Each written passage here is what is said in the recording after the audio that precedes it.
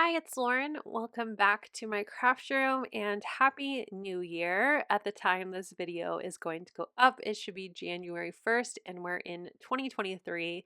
So I thought it would be fun to make a celebratory shaker card for the new month and new year.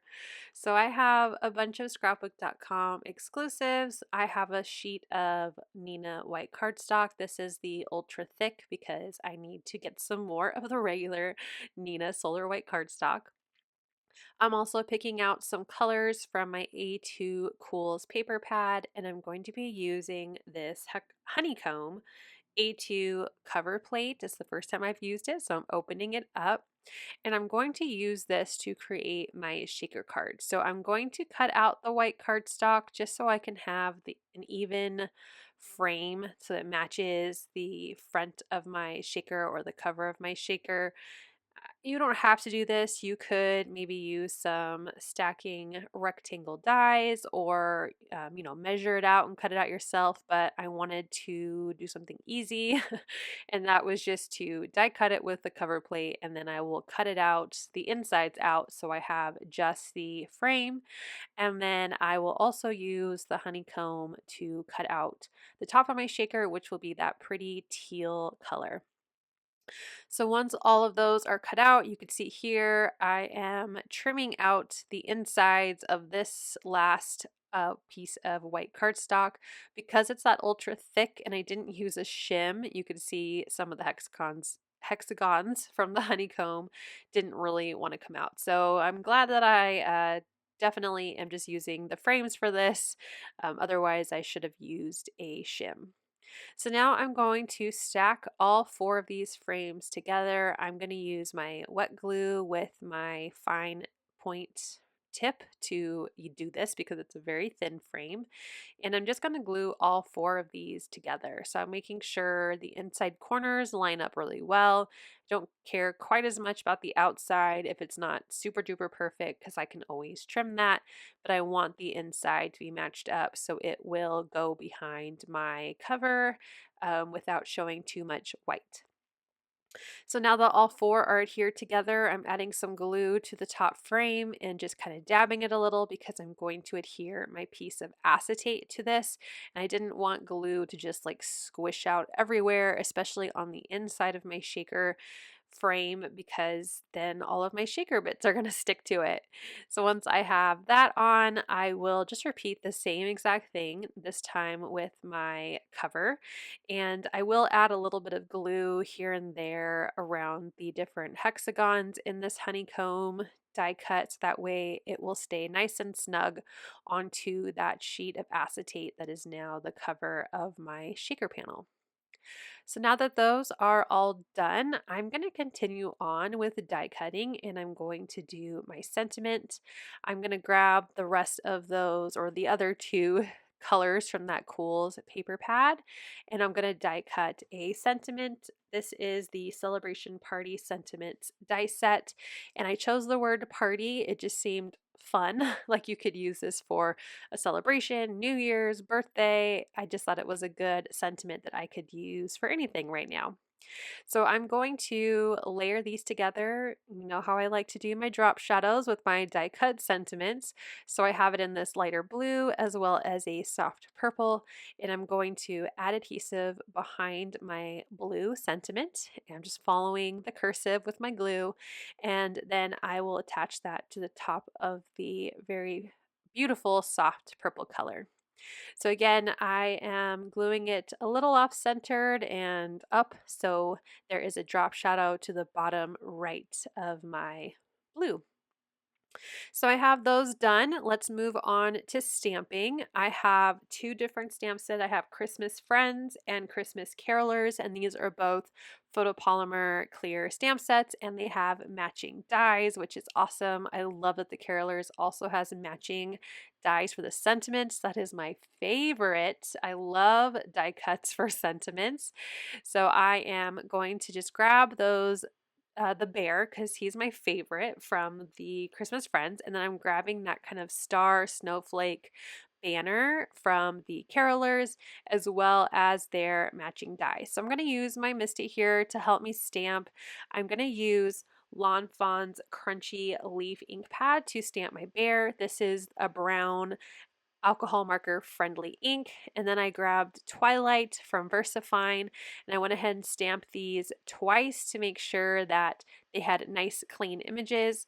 I kind of messed up the first time, so I just flipped the paper over. You'll see when I am gluing later on that my Snowflake star banner also has one on the back. But that's okay, you can't see it once it's glued down. I don't like to waste paper here, so I just flip it right on over and try again. So once I have those two images done, I'm going to zoom in a little bit here so that way you can see my coloring. I'm using my Ohuhu markers, and these are Honolulu B for the most part, which is a brush tip and a nib tip. And I'm using warm gray, or WG 0.5, I believe. No, I am using 01 first. So yes, WG01. Sorry, I was leaning over to look at my markers. So that is the darker of the two colors for my polar bear. And now the lighter color is WG 0.5, just to blend out that shadow. I wanted to make sure that my polar bear looked white, but also had some shading so it didn't look, super flat. I wanted it to look like he was nice and fluffy. After I'm done coloring in the bear, I'm going to grab a pink color and I'm just going to color in the little cheeks and ears. The stamped image has some cheeks already outlined, so he's got to color those in. And then I'm going to grab some BG colors to color in my scarf. I was doing my best to match the teal from the Honeycomb frame. So I do use 3 different shades. So I start with my darkest and color in what I think would be the shadows of his scarf. And then I bring out that color using a mid-tone. And then the lightest color, I will just completely cover the scarf. I did leave the little detail on the end of the scarf, so that way I could add some purple, again just trying to bring in colors that will be on the card because of the die cuts. And once the coloring's done, I will take their matching dies as well as some mint tape, and I will go ahead and run it through my die cut machine. After I'm done die cutting, I'm going to grab my white gel pen. I realized that I didn't add any highlights to my cute little polar bear, and I really like to do that.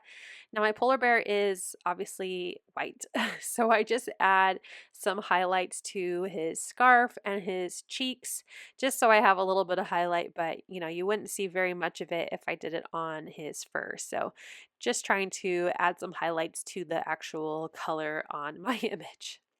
So now that that's done, I can work out how I'm going to lay out my card. So I want my banner on top with my sentiment and my cute little polar bear. Now I was going to use something completely different as the shaker bits, but as I put the card together, the colors just did not match. So I went through my stash and I found these snowflake sequins. I don't remember where I got them, so I will link down below with my supply list, something similar that you can find at scrapbook.com. Like, it's almost the exact same thing. They have the really pretty snowflake sequins in those sparkle mixes.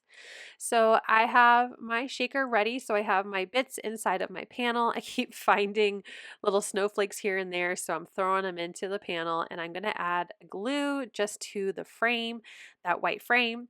And then I have a top folding A2 card base, again out of some Solar White Nina Ultra Thick cardstock. And then I'm going to just glue that right onto the frame. So I have a full panel shaker card. So I'm mixing it up. It looks like everything's moving really well. Here you can see that I had to flip my paper over, and I'm going to go ahead and glue down that snowflake and star banner to the top part of my card. And then I will add my party sentiment. And then I decide to pop up my polar bear onto the front of the card just so I have a little more dimension. Now, as you can see here, my party sentiment does get a teensy bit lost onto my background. So after I add my polar bear, I'm going to grab another alcohol marker and I'm just going to add a little bit of shadowing to it. It looks much more, it pops up a lot more in person than I think it does here on the video, but I didn't want it to be drowned out with my background. It is a very busy background. So I am, like I said, going to grab an alcohol marker after I trim off these edges, and I'm just going to add like an ombre look. So it looks like a darker color is coming up from the bottom of the sentiment. So you'll see here, I'm just lightly brushing on with my brush end of my alcohol marker and just adding a little bit of an ombre look to my sentiment.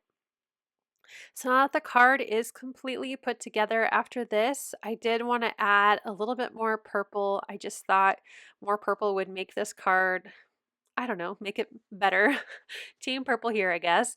And so I'm grabbing a pops of color in a purple, I believe this is soft lilac, and just adding some little pops here and there around the card. Again, I always struggle with finding the right spots for my embellishments. I'm going to tap the inside of my card to dome out those pops of color. And here is a final look at this fun snowflake party card. I hope you enjoyed this shaker card and that you will find some inspiration to be crafty today, or at least in this new month and new year. Thank you so much for watching my video today. Thank you so much for watching. I hope you'll click like, and if you're new here, I hope you'll subscribe and come back. As always, you can find everything I use down below in the description box. Thank you and have a wonderful day. Bye!